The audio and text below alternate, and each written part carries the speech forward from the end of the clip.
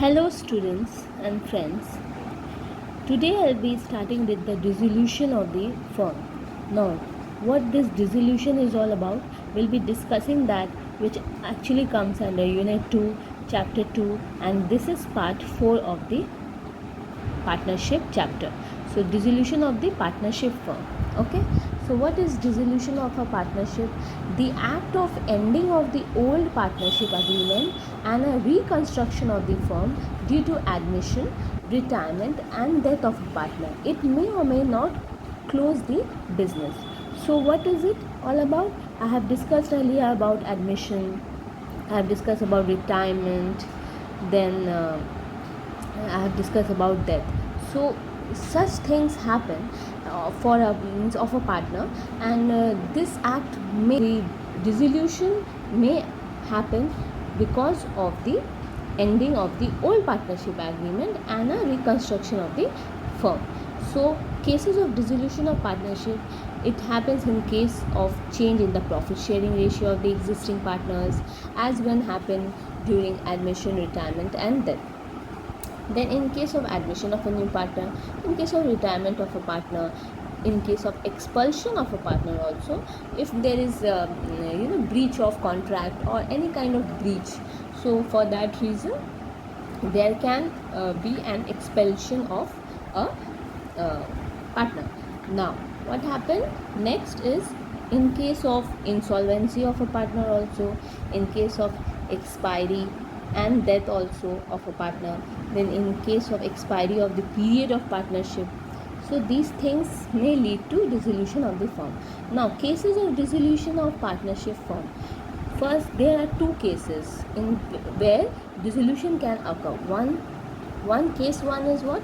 Dissolution without the intervention of court, without the intervention of court. And second one is what? By the order of the court. By the order of the court. Okay, so these two are the cases. Now if we take without the intervention of the court, first is by consent. Now by consent comes, by consent, this comes under section 40, okay, of the Partnership Act 1932.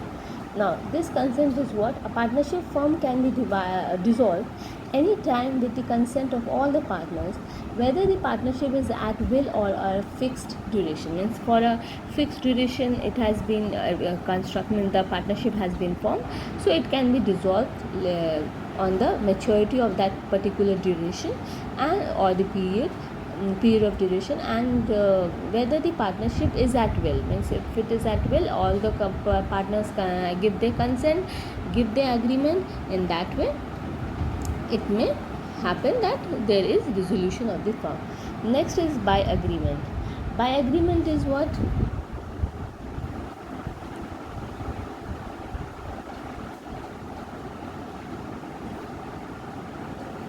By agreement is again section 40.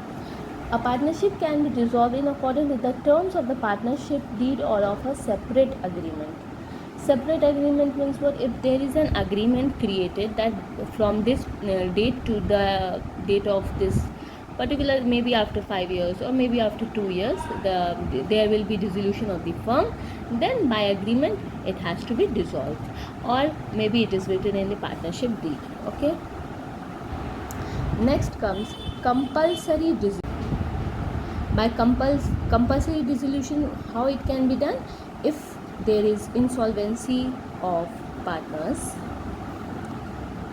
and there is unlawful business going on. If there are, these are the two conditions where compulsory dissolution may happen, okay, which comes under section 41. Insolvency of the partners and unlawful business, if they are carrying on some illegal business, so it may come to dissolution. Okay. Next is dissolution on the happening of contingent events. Okay, this comes contingent events.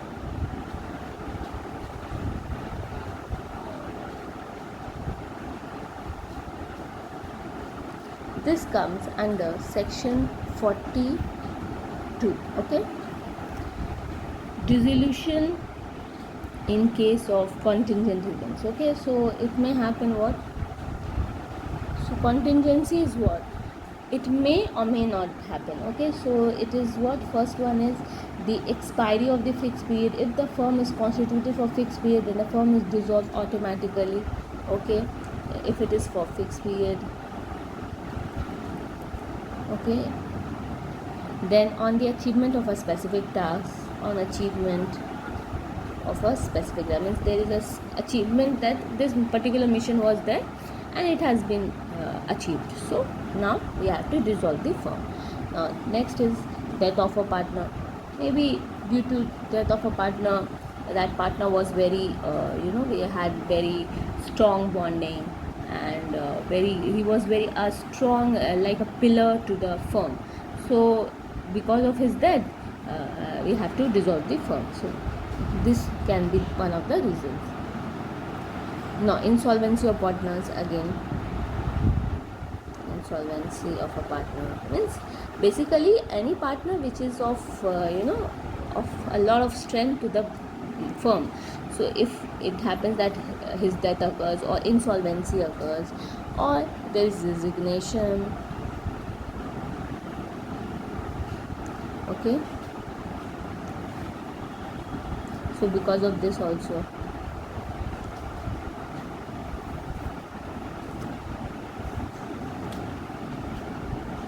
Next is dissolution by notice.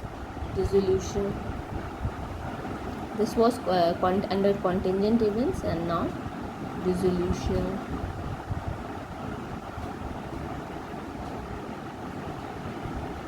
by notice. This comes under section 43. Okay, now in this case, partnership at will, a partner can dissolve it by giving written notice of dissolution to other partners duly signed by him. Okay, so in case of partnership at will means it is also by will. Any partner can give a notice that we have to dissolve the firm, okay, by written notice. So in this way, these were dissolution without the intervention of court. Now next will come dissolution by court. Dissolution by court. Okay, so this is section 44. Section 44, again, first is due to insanity of a partner, that a partner becomes insane due to some reason. So next is incapacity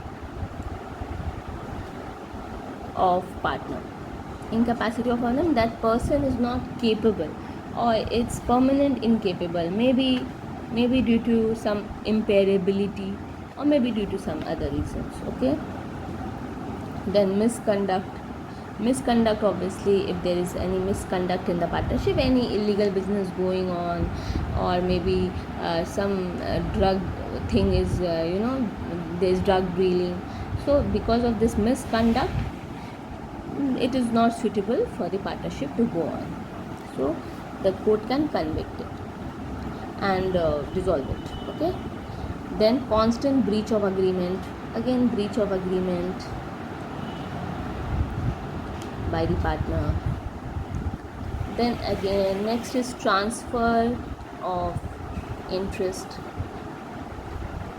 Okay, transfer of interest means once when any of the partner other than the swing partner transfers whole of his share to the third party for permanently. Means if the particular partner has transferred his whole of his shares to the third party, okay, without the knowledge of the existing partners, so for that reason that particular partner will be sued. Okay,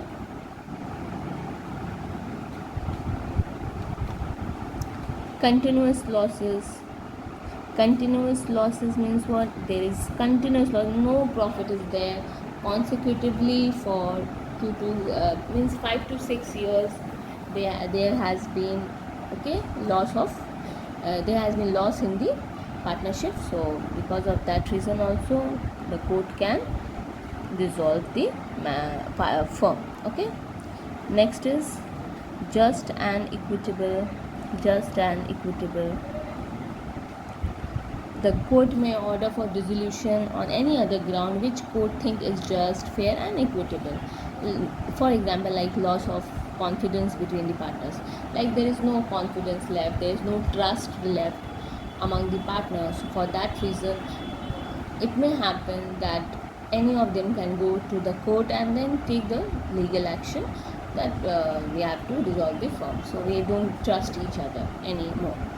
So in this way, these are the situations where the firm can be dissolved by the court. Next is settlement of accounts. Now this comes under section 48. First is treatment of losses. Losses includes this, and means first we will treat the losses. Losses including deficiency of capital are to be paid in the following order. Deficiency of the capital. If there is deficiency in capital, then what will happen to all the partners? First, out of profit. Obviously, out of profit, all the deficiencies will be provided through profit. Okay, out of profit. Now then out of capital. Okay, these will be how the losses will be covered up is out of capital, out of profit. Now next is lastly by partners individually in their profit sharing ratio. Okay, so like what we'll do, like whatever are the losses, it will be distributed in the profit sharing ratio to the partners capital account. Okay, so partners capital account.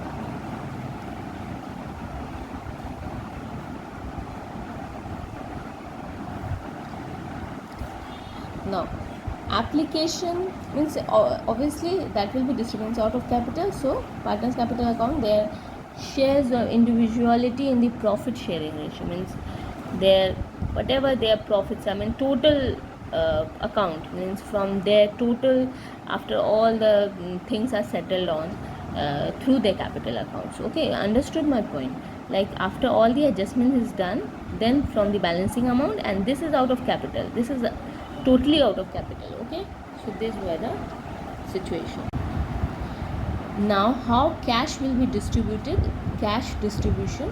Now for the time of dissolution, a method is provided for the distribution of cash so that the cash is distributed among all accurately, fairly or correctly, and the name of that method is piecemeal distribution. Now this kind of distribution which is done is known as piecemeal distribution. Now this, what kind of distribution is this? It is mainly for unbiasedness, for any kind sort of unfairness, to avoid unfairness. This kind of distribution is done so that all the partners get their shares equally. Okay, so under that, now first one is piecemeal. Under this there are two methods: proportionate method, proportionate capital method, and second is maximum loss method. Okay, so first one is proportionate method. Now according to this method, the partner who has the higher relative capital, that is whose capital is greater in proportion to their profit sharing ratio, is first paid. This method is called as higher relative capital method. Means whoever partner is having highest capital is paid first.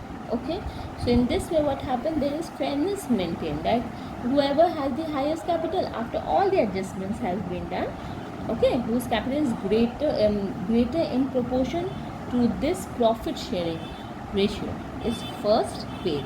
And this method, that's why it's known as higher relative capital method.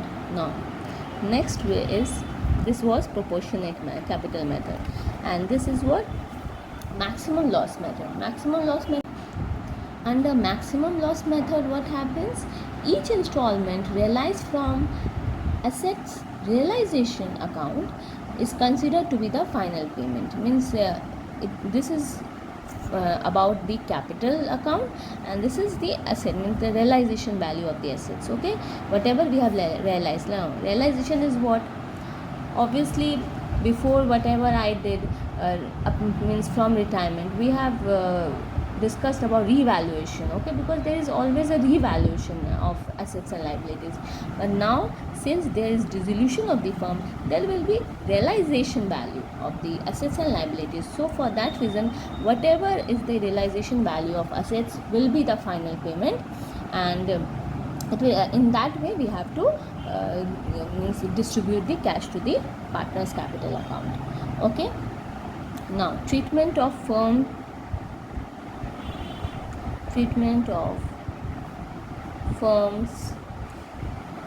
debt account, debt and private debt.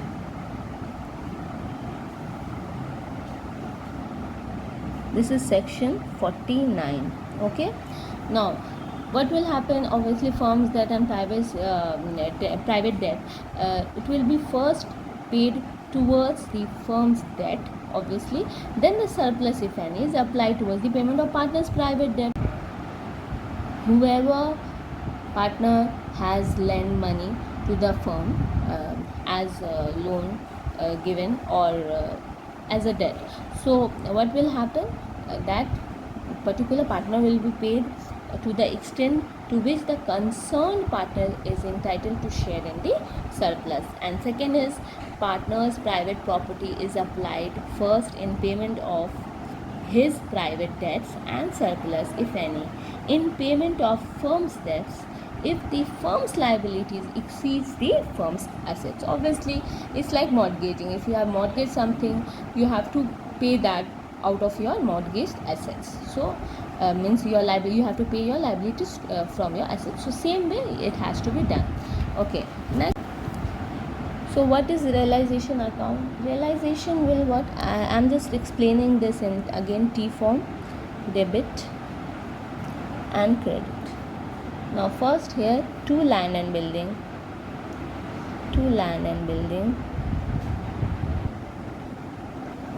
Okay, to plant and machinery.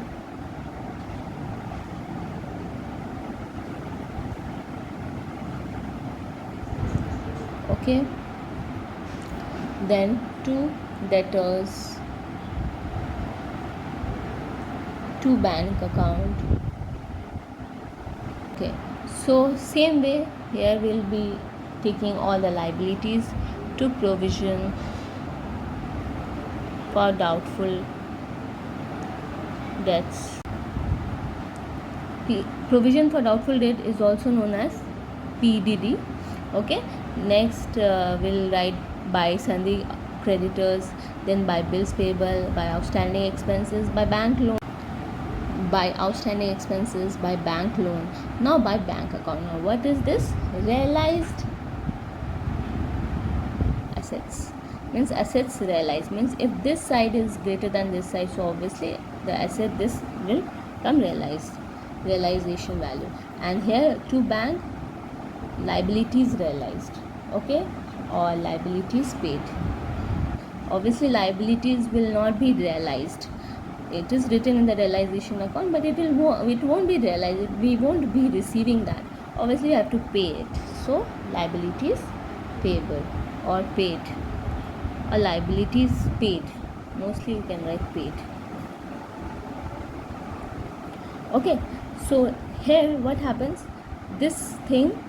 Now these things, in realization what happens? These particular all the elements will come over here, and these elements will be posted over here. So here I have already written to sundry creditors, to bills payable. Okay, now mind you one thing, we don't have to write to, because since we are posting here, we will not write any kind of journal entry for this. we will just be posting it here and all these here. So here what will happen, bills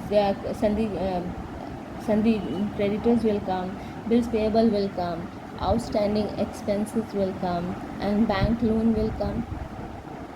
Okay, in similar way, assets will come, land and building, plants and machinery, okay, furniture, stock. Then we'll write here we have to write the expenses paid, means the cash and bank,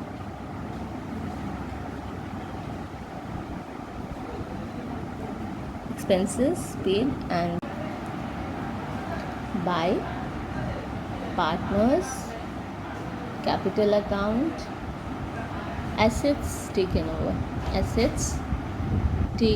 over, okay, by partners account, partners capital account. Then obviously to partners capital account, profit on realization will be distributed in their profit sharing ratio, and here by partners capital account the losses will be distributed. Okay, so this was all about realization account. Now what will happen to partners loan account? Now partners loan account will be dealt with like this. A loan from any partner is not an external liability, obviously, because it is given internally, so its payment can be made only after payment of outside liability, because obviously the partners are associated with the partnership firm. Okay, so what will happen? Obviously it does not have a separate legal entity as in case of a company, so the loan provided by the partner will not be dealt like a due to the firm. So in that way its payment can be made only after the payment of the outside liabilities. So for that reason partners loan, partners loan account, partners loan account debit to cash bank. Okay, hope it is clear now. Next is how we will be treating the partners capital account. The balance of the partners capital account and current accounts are recorded in this account. Okay, so on transfer of the undistributed profits and reserves, PL account debit, general reserve, I am writing GR, okay, general reserve account debit to partners capital account, and then for on accumulated loss, obviously this was for profit, then on accumulated loss partners capital account debit to PL account. Okay, this is for loss, this was for this is for loss, okay, loss, and this is for profit for both PL and reserve. Now final settlement, how we'll deal that. First point is on bringing of cash equal to the deficiency in capital. So for that deficiency in capital, so cash and bank account debit, which will be brought up by the partners capital account, that deficiency will be met by partners capital account. And on the payment of amount due to him, so on payment partners capital account debit to cash bank account. Okay, so that due amount will be settled with the partners in this way. Okay, first deficiency will be met out of partners capital account, and then partners capital account will be paid through the cash or bank account of the partnership firm. Okay, this was all about dissolution of a firm. Now, next we'll be moving on to insolvency of partners.